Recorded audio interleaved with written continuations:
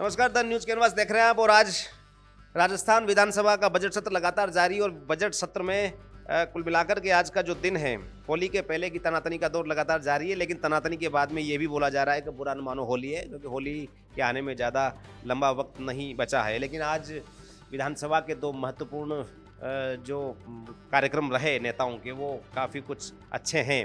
एक दिन पहले पूर्व मुख्यमंत्री अशोक गहलोत विधानसभा पहुंचते और आज पूर्व मुख्यमंत्री सीएम राजे विधानसभा पहुंची हैं। तमाम जो बीजेपी के विधायक है या विपक्ष के नेता हैं, उनसे रामा श्यामा हुई है और विधानसभा की कार्रवाइयों को लेकर के चर्चा हुई है। लेकिन सदन के पटल पर क्या कुछ हुआ, उसको लेकर के हम जिक्र करना चाहेंगे। दरअसल उमंग माथुर और ब्रजेश शर्मा मेरे साथ में, जो चार नेता आज सदन में छाए रहे। पहला जिक्र रविंद्र सिंह भाटी का, जिन्होंने माफिया को लेकर के सीधे तौर पर सरकार पर हमला बोला और ये कहा कि एक को ठोकेंगे तो 100 के अक्ल आ जाएगी। बाकायदा उन्होंने बिहार, मुंबई और यूपी का जिक्र किया, वहाँ के प्रशासन का जिक्र किया। आप इन माफियाओं को ना पालें, इनका इलाज करिए ताकि आम आवाम सुरक्षित महसूस कर सके। टीकाराम जूली एक बार फिर से हमलावर है। रामनिवास गावड़िया ने एक मुद्दा उठाया था कि उनके इलाके में 17 दुकानें शराब की हैं जो अवैध हैं, उनके खिलाफ कार्रवाई कब होगी। इस मामले पर सरकार के मंत्री ने जवाब पेश किया। उन्होंने कहा कि कार्रवाई जल्द कर देंगे, आप हमें लिस्ट भेजिए। लेकिन टीकाराम जूली ने बीच में इंटरप्ट किया। उन्होंने कहा लिस्ट आप तक आ चुकी है, ये बताइए कार्रवाई कब होगी। पीसीसी अध्यक्ष गोविंद सिंह डोटासरा, लगातार बैटिंग उनकी जारी है। आज उन्होंने सीधे तौर पर मुख्यमंत्री भजनलाल शर्मा को ही आड़े हाथों लिया। उन्होंने कहा कि पहला मौका है 70 सालों में जब गृह विभाग की अनुदान मांगों पर चर्चा नहीं हो रही है और गृह मंत्रालय मुख्यमंत्री भजनलाल शर्मा के पास में है, वो चर्चा नहीं कराना चाहते हैं। वहीं दिया कुमारी, राजस्थान की उप मुख्यमंत्री, महाराणा प्रताप के एक सवाल को लेकर के जब टीकाराम जूली ने तंज कसा तो सीधे तौर पर उन्होंने कहा ये मामला था महाराणा प्रताप टूरिस्ट सर्किट योजना का, जिसका सवाल लगाया था राजसमंद विधायक दीप्ति किरण माहेश्वरी ने। उस समय जब टीकाराम जूली ने इंटरप्ट किया तो उन्होंने बिल्कुल गुस्से में आकर के कहा कि महाराणा प्रताप के लिए हम 100 करोड़ नहीं 1000 करोड़ तक का कार्य करवा सकते हैं। उमंग माथुर, आपके पास सीधे आना चाहेंगे। चार नेता रविंद्र भाटी, टीकाराम जूली, डोटासरा और दिया कुमारी, सदन में इनकी चर्चा लगातार जारी है और हमलावर भी है और सरकार भी लगातार जवाब दे रही है। किस तरीके से देख पा रहे हैं? बिल्कुल राकेश जी, रविंद्र सिंह भाटी की अगर बात करें तो बिल्कुल कहीं ना कहीं मैं उनकी बात से सहमत हूं, क्योंकि जाहिर सी बात है कई किस्से कहानियां हमारे समाचार पत्रों का हिस्सा भी बनते हैं। जब हम ये देखते हैं कि जेल में बैठा हुआ एक बदमाश, एक डकैत, एक गुंडा किस्म का आदमी जेल में बैठे बैठे न जाने कितने बड़े बड़े फिल्म स्टार को, बड़े बड़े बिजनेसमैन को, और यहाँ तक कि जैसा कि रविंद्र सिंह भाटी ने जिक्र किया कि एक परचून की दुकान अगर अच्छी चल जाती है तो उस तक को वो धमकी दे डालता है और लाखों करोड़ रुपए की फिरौती वसूलता है, वरना परिवार तक को जान से मारने की धमकी दे देता है। जब कोई भी व्यक्ति जिसके पास ये धमकी आती है वो पुलिस में जाते हैं तो उनके पास में इतनी तक जानकारी होती है कि आप कौन से थाने में कौन से इंस्पेक्टर से मिले हो, आपके घर के बाहर अगर कोई पुलिस ने तैनाती भी करी है तो कितने हवलदार हैं, उनके पास कौन सी बंदूक है, तमाम ये जानकारियां उनके पास पहुंचती है। जो वाकई में सोचनीय प्रश्न है कि अगर इतनी बारीक बारीक जानकारी में जेल में बैठे हुए या विदेश में बैठे हुए किसी गैंगस्टर के पास में पहुंच रही है तो ऐसे में ज़रूरी हो जाता है कि इस प्रकार के गैंगस्टरों पर एक उचित और कठोर कार्रवाई करना जरूरी है। और मैं भाटी जी की बात से बिल्कुल सहमत हूं कि ऐसा कठोर दंड उन्हें मिले कि वो एक नजीर बन जाए और दोबारा इस प्रकार की कोई हरकत करने से पहले इस प्रकार के गैंगस्टर टाइप के आदमी 10 बार सोचे। दिया कुमारी जी की बात पर अगर मैं आऊं तो जिस महाराणा प्रताप टूरिस्ट सर्किट की बात हुई थी राकेश जी, उसके बारे में सबसे पहले बात जून 2024 में की गई थी कि हम महाराणा प्रताप का एक टूरिस्ट सर्किट बनाएंगे। उससे न सिर्फ पर्यटन को बढ़ावा मिलेगा बल्कि उस पर्टिकुलर उस एरिया में रहने वाली जो आदिवासी जातियां हैं उन्हें रोजगार मिलेगा। उनके जो लोकल जो वहाँ पे आर्टिजन है, जो उनकी कला है, जो उनकी कलाकृतियां हैं, उनको वहाँ पर बढ़ावा मिलेगा और जो वहाँ पर जो किसान हैं उन्हें भी किसी न किसी प्रकार से टूरिस्ट सर्किट से फायदा मिलेगा।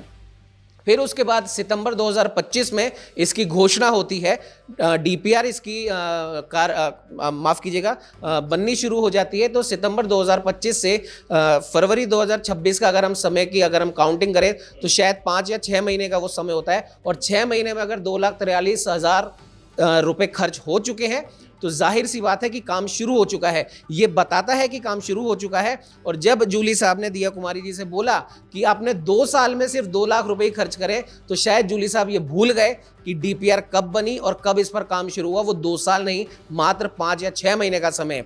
जवाब में दिया कुमारी ने बोला कि महाराणा प्रताप हमारे राज्य का ही नहीं देश का गौरव है और 100 करोड़ तो क्या, हम इसके ऊपर 1000 करोड़ तक खर्च करने को तैयार है, लेकिन हर काम समय मांगता है।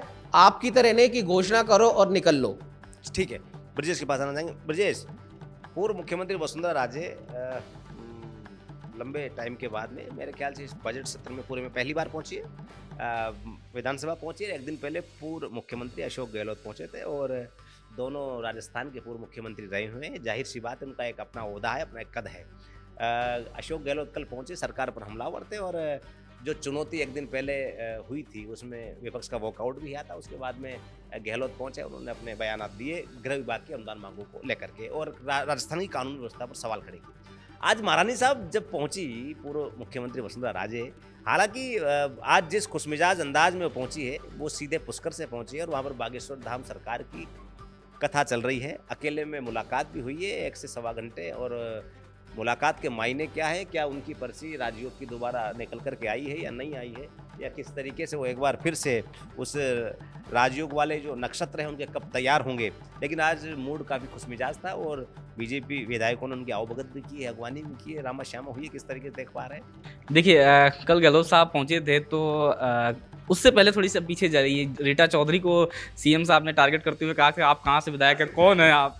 तो उन्होंने बड़ा बाकायदे आशीर्वाद लिया सीएम साहब, पूर्व सीएम साहब से। उन्होंने कहा कि आशीर्वाद तो दीजिए मुझे, लोग पहचान नहीं रहे। और आज कल गहलोत साहब का पहुंचना और आज राजे मैडम का पहुंचना बहुत बड़े संकेत हैं, छोटे संकेत नहीं ले। और राजनीतिक गलियारों में इसकी चर्चा खूब है। हनुमान जी के यहाँ से पर्ची अच्छी वाली आई? हनुमान जी की उनकी धार्मिक यात्राओं पे आप जाएंगे तो पीछे पर्चियां तो आती रही हैं और पर्ची इस बार मुझे लगता है थोड़ी अच्छे संकेत देंगे। ठीक है, इस पे विस्तार से कभी पुत्र की पदयात्रा और उसके बाद हाँ, आपका इस पे विस्तार से इसलिए चर्चा हो सकती है कि बहुत सारे पहलुओं पे बात हो सकती है। क्योंकि जिस तरह से बागेश्वर सरकार हो या फिर और भी बड़े जो संत हैं उनसे लगातार मुलाकात हो रही है। दिल्ली में मुलाकात, एक फोटो हो रही थी जिसमें मुख्यमंत्री के साथ में बड़े खुशमिजाज माहौल में जब वो अजमेर संभाग की बैठक थी तो उसमें मुख्यमंत्री के साथ मिल रही हैं, बड़े संतों के साथ मिल रही हैं। हालांकि ऐसी खबरें, ऐसी फोटो तो वायरल हुई कि आरएसएस के लोगों के साथ भी उनकी मुलाकात हुई है दिल्ली में पिछले कुछ दिनों पहले ही। तो शुभ संकेत तो बहुत सारे मिल रहे हैं, लेकिन अब ये किसी और के लिए अशुभ संकेत हो जाए ये बड़ी सोचने की बात हो सकती है। हालांकि अब ये थोड़ा सा मुद्दा और ये है कि आज जो विधानसभा में कार्रवाई हुई है इसको बड़ी गंभीरता से राकेश जी लेना चाहिए। क्योंकि जिस तरह से कई बड़े नाम हैं जो कि जेलों के पीछे बैठे हैं और वो फ़ोन कर देते हैं कि रविंद्र भाटी ने जो मुद्दा उठाया, जो जिक्र किया, वो बेहद संजीदा मुद्दा है और इसको सरकार को बेहद संजीदा से लेना भी चाहिए। क्योंकि इसमें पूरी तरह से लॉ एंड ऑर्डर फेल है। सरकार को उनका कहना, लीपापोती से काम नहीं चलेगा। आपके नाक के नीचे बैठे हुए किसी व्यापारी को उठा लिया जाता है और कहते हैं कि हम 100 करोड़ दे दो, 50 लाख दे दो, 1 करोड़ दे दो, ये नहीं चलेगा। इसको आपको देखना पड़े देना से। दूसरा मुद्दा था महाराणा प्रताप का, तो बातें करने से नहीं काम चलेगा। हम लोगों ने काफ़ी इस पे चर्चा की है कि मुख्यमंत्री जी को धरातल पे उतारना ही पड़ेगा चीज़ों को। डीपीआर 2 साल बने हो गए, डीपीआर 1 साल बने हो गए, 5 महीने बने, वो धरातल पे 2 लाख पे कैसे पहुंचा है?